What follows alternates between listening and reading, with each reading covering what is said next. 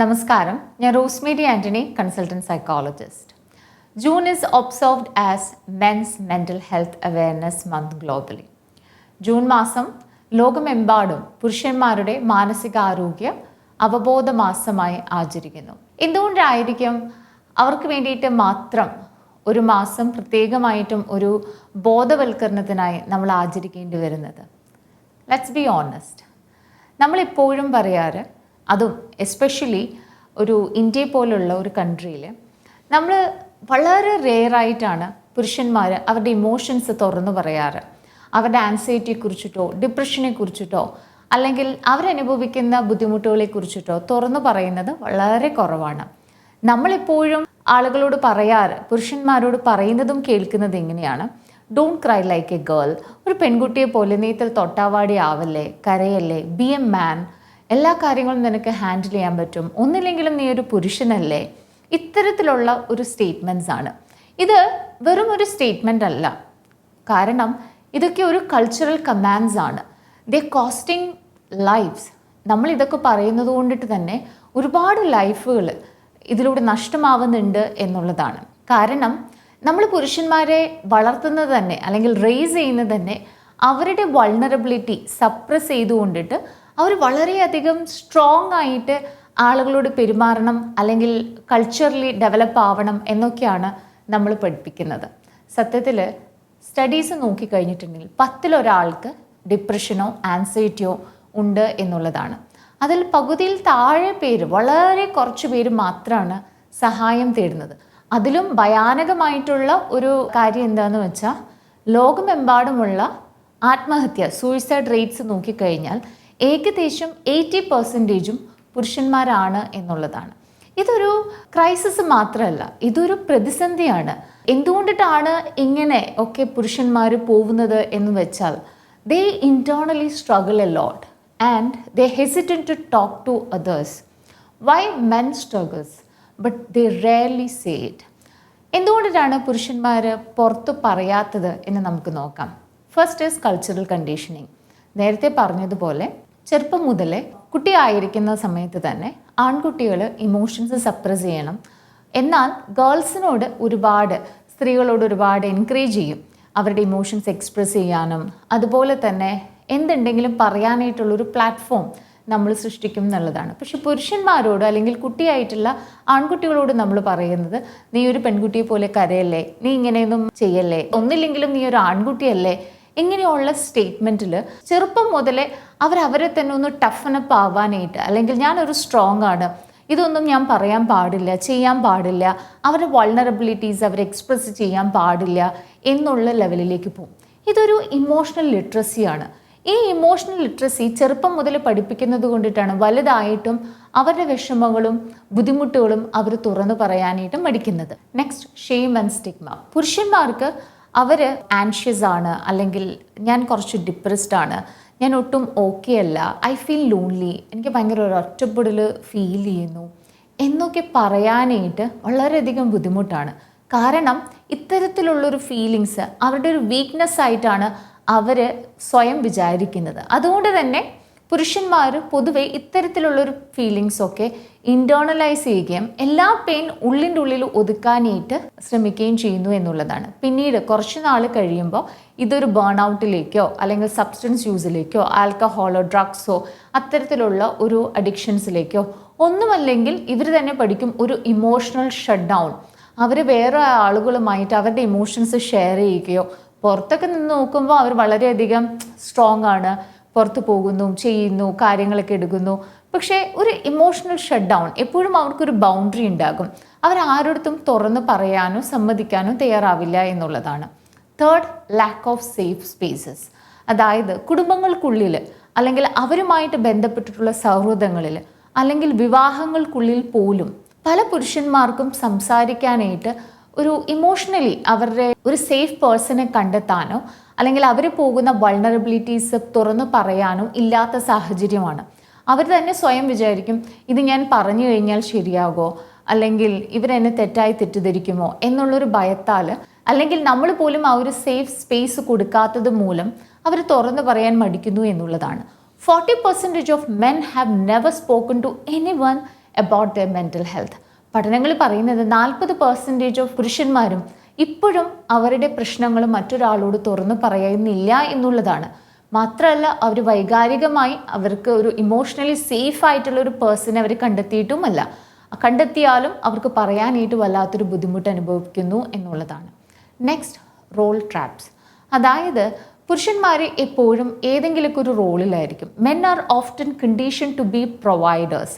ഒന്നില്ലെങ്കിൽ എല്ലാം കൊടുക്കുന്ന പ്രൊവൈഡേഴ്സ് ആയിരിക്കണം, അല്ലെങ്കിൽ പ്രൊട്ടക്ടേഴ്സ് ആയിരിക്കണം, പ്രോബ്ലം സോൾവേഴ്സ് ആയിരിക്കണം, വീട്ടിലെ കാര്യങ്ങളെല്ലാം നോക്കണം, കുട്ടികളുടെ ഇഷ്യൂസ് നോക്കണം. അങ്ങനെ എല്ലാം കൊടുക്കുന്ന പല റോൾസിലാണ് പുരുഷന്മാർ.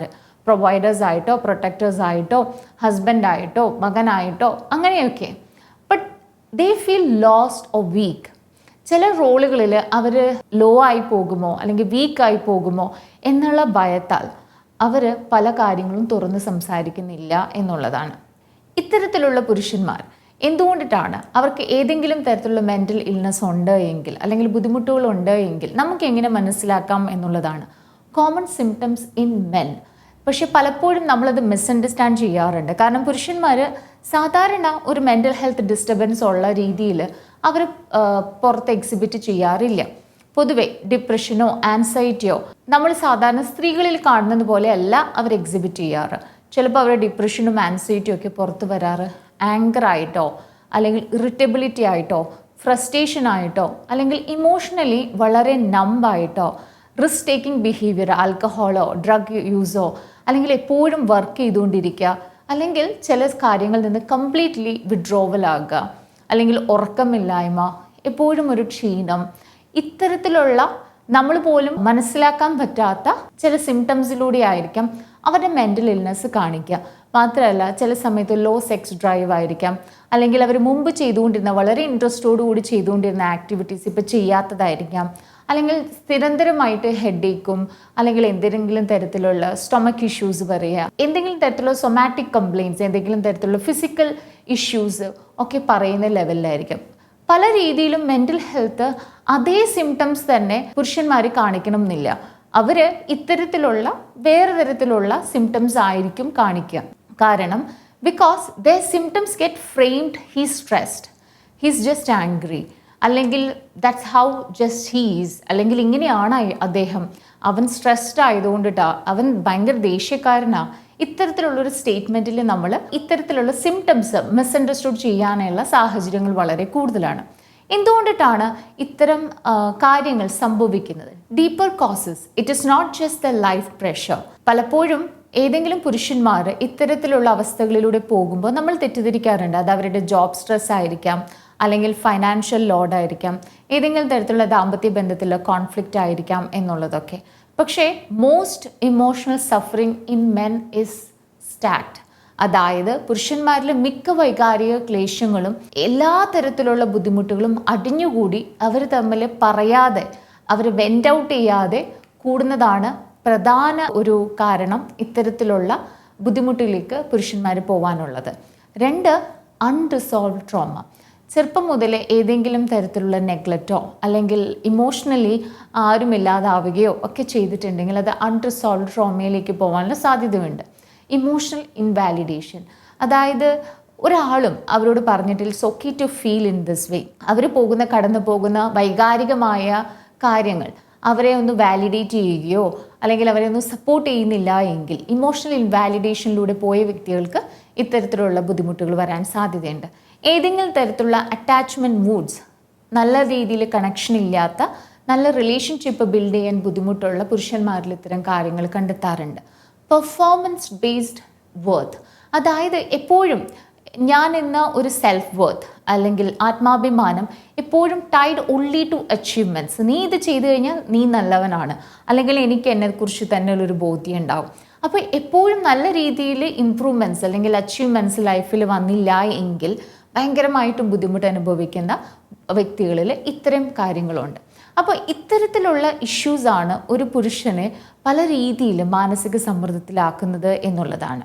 Now what needs to change and what we can do it. നമ്മളൊരു വ്യക്തിയായിരിക്കാം, അല്ലെങ്കിൽ ഒരു ഫാമിലി ആയിരിക്കാം, ഏതെങ്കിലും ഒരു പ്രൊഫഷണൽ ആയിരിക്കാം. ഒന്ന്, നോർമലൈസ് ഇമോഷണൽ കോൺവെർസേഷൻസ്. നമ്മളതൊരു സ്കൂൾ ബോയ് മുതൽ ഒരു കമ്പനിയുടെ CEO വരെ ആയിക്കോട്ടെ, നമ്മൾ പുരുഷന്മാരെ പഠിപ്പിക്കേണ്ടതായിട്ടിരിക്കുന്നു. Asking for help is a strength. നമ്മളൊരാളോട് അവരവൻ്റെ വീക്ക്നെസ് തുറന്നു പറയുന്നതോ ഒരു വൈകാരിക നിമിഷം തുറന്ന് പങ്കുവെക്കുന്നതോ ഒരിക്കലും അതൊരു വീക്ക്നെസ് ആയിട്ടുള്ളൊരു കാര്യമല്ല, അതൊരു സ്ട്രെങ്ത് ആണ് എന്ന് പറഞ്ഞ് പഠിപ്പിക്കേണ്ടിയിരിക്കുന്നു. Create language that includes men. ചിലപ്പോൾ നമ്മുടെ ഫാദറിനോടോ ബ്രദറിനോടോ ഹസ്ബൻഡിനോടോ ഒക്കെ, ഒന്നില്ലെങ്കിൽ നമ്മുടെ ഫ്രണ്ടിനോടോ നമുക്ക് ചോദിക്കാൻ പറ്റണം, how are you really, do you feel supported, are you okay. നമ്മൾ അവരിൽ നിന്ന് എന്താണോ പ്രതീക്ഷിക്കുന്നത് അത് നമുക്ക് അവർക്ക് കൊടുക്കാനായിട്ട് സാധിക്കണം. അത്തരത്തിലുള്ളൊരു ഓപ്പൺ കോൺവെർസേഷനിലൂടെ അവർക്ക് തുറന്ന് സംസാരിക്കാൻ സാധിക്കും എന്നുള്ളതാണ്. Next, identify early signs. ഞാൻ നേരത്തെ പറഞ്ഞതുപോലെ എപ്പോഴും അവരൊരു ഡിപ്രഷനിലോ ആൻസൈറ്റിയിലോ ആകുമ്പോൾ സാധാരണ നമ്മൾ കണ്ടുവരുന്ന സിംറ്റംസ് ഒന്നും കാണിക്കാൻ വഴിയില്ല. അപ്പോൾ ആളുകൾ നന്നായി ഒബ്സർവ് ചെയ്യുക. ചിലപ്പോൾ അവരെ തന്നെ ഐസൊലേറ്റ് ചെയ്യും, അവർ പല കാര്യങ്ങളിൽ നിന്ന് ഒഴിഞ്ഞു മാറും, getting unusually angry, drinking more, അല്ലെങ്കിൽ ഇമോഷണലി ഡിസ്റ്റൻ്റ് ആകും, അല്ലെങ്കിൽ അവർ നമ്മൾ ഇഗ്നോർ ചെയ്യും, അല്ലെങ്കിൽ അവർ തന്നെ ഫിക്സ് ചെയ്യാൻ പറ്റാത്ത രീതിയിൽ കാര്യങ്ങളിൽ പോകും, അവർ നമ്മളെ കേൾക്കില്ല. ഇതെല്ലാം ഒരു സയൻസ് ആണ്. അപ്പോൾ ഇതെല്ലാം മനസ്സിലാക്കിയിട്ട് വേണം നമ്മൾ അവരോട് പെരുമാറാനായിട്ട്. Next, create male friendly mental health spaces. അതായത് ചിലപ്പോൾ ചില ആളുകൾക്ക് ഒരു തെറപ്പിയിലേക്ക് പോകാനോ അല്ലെങ്കിൽ ഒരു കൗൺസിലിങ്ങിലേക്ക് പോകാനോ ഒക്കെ ബുദ്ധിമുട്ടുണ്ടാവാം. പക്ഷേ പുരുഷന്മാർക്ക് തുറന്ന് പറയാനായിട്ടുള്ള ഒരു സ്പേസ് എൻകറേജ് ചെയ്ത് അല്ലെങ്കിൽ സപ്പോർട്ട് ഗ്രൂപ്പ്സ് ക്രിയേറ്റ് ചെയ്യുന്നത് വളരെയധികം നന്നായിരിക്കും. Encourage self care beyond gender. നമ്മളൊരു പുരുഷൻ സ്ത്രീ എന്നുള്ളതിലല്ലാതെ ഒരു സെൽഫ് കെയറിന് വേണ്ടിയിട്ടുള്ള ഒരു ബിയോണ്ട് ജെൻഡർ അത് ക്രിയേറ്റ് ചെയ്യുക എന്നുള്ളതാണ്. ചിലപ്പോൾ അത് മെഡിറ്റേഷൻ ആവാം, ജേർണലിംഗ് ആകാം, ഒരു സൈക്കോതെറപ്പി ആകാം, ബ്രെത്ത് വർക്ക് ആകാം. ഇതെല്ലാം നമ്മുടെ സെൽഫ് കെയർ കുറച്ചും കൂടി നല്ല രീതിയിൽ നോക്കാനായിട്ട് സാധിക്കും എന്നുള്ളതാണ്. Now change the narrative on strength. Strength is not suffering in silence. നമ്മളെല്ലാവരും പുരുഷന്മാരോട് പറയുന്നത് നിശബ്ദതയിൽ സൈലൻ്റ് ആയിട്ട് സഫർ ചെയ്യുന്നതൊക്കെ ഭയങ്കര സ്ട്രെങ്ത് ആയിട്ടാണ്. Strength is processing your pain. Strength എന്ന് പറയുന്ന സൈലൻസിൽ നിശബ്ദതയിൽ ഇരിക്കുന്നതല്ല. Strength is actually processing your pain. Strength is being there for your self so you can be there for others. So നമ്മുടെ ഇടയിലുള്ള എല്ലാ പുരുഷന്മാർക്കും അവരെ സംരക്ഷിക്കാനായിട്ടുള്ളൊരു മനോഭാവം നമുക്കെല്ലാവർക്കും ഉണ്ടാകട്ടെ എന്ന് ആശംസിക്കുന്നു. നന്ദി, നമസ്കാരം.